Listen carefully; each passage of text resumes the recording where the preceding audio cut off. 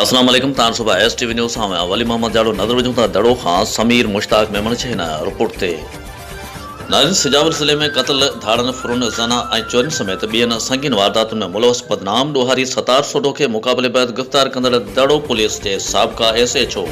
कलीम एहसन खे IG Sindh police Mushtaq महर पारां इनाम तौर चेक जारी करे खेसि तारीफ़ी सर्टिफिकेट ॾिनो वियो।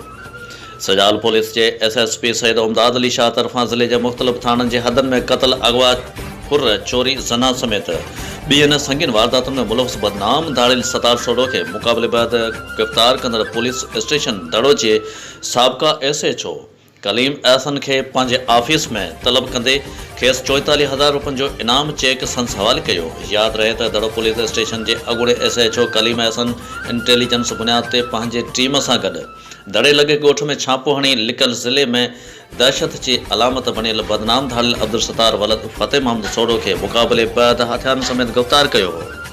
पेरी कारकर्दगी ॾेखारण ते सजाल पुलिस के SSP सैयद उमदाद शाह दड़ो पुलिस के इंस्पेक्टर कलीम एहसन ऐं संस टीम के मौके ते 25,000 रुपया नक़द इनाम तौर ॾिनो ऐं IG सिंध पुलिस के वधीक इनाम तौर CC3 के सर्टिफिकेट ॾियण जी सिफारिश कई, जंहिंखां पोइ SSP सजावल Syed उमदाद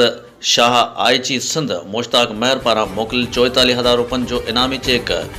complain officer inspector Kaleem Ehsan हवाले कयो।